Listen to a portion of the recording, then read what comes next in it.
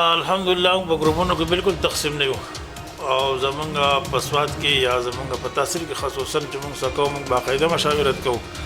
خو دا داسې کسان دي چې دي په څه مسله باندې جوړه ده دي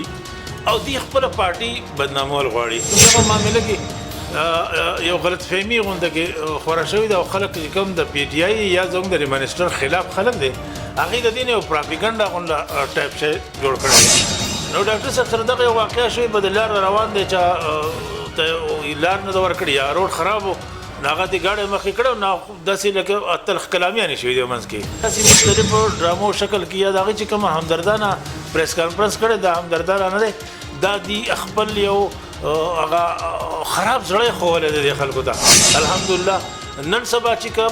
پی کې چې څومره کارونه شوي دي په سواد په تاریخ کې دومره کارونه په بله حلقه کې نه دي شوي لکه پی کې چې ډاکټر صاحب څومره کارونه وکړل روان دي کېږي ډاکټر صاحب سره رابطه کړې وې د ډاکټر صاحب هغه موقف یې اورېدلی وی چې یاره مطلب ډاکټر صاحب دا لکه مسله څه وه نو ډاکټر صاحب دوی ته ویلو په ډیټیل به یې راخبره کړي څنګه چې تاسو وایئ چې یاره مطلب د هغې تصویران شایع شو په میډیا باندې راله او په اخباراتو کې راله حالانکه دا ډاکټر صاحب نه شایع کول دا خو یو معمولي غونډه کې خبره وراله بس خبره ختم شو هغه خپل حساب کتاب چې دی هغې په خپله باندې هینډل کو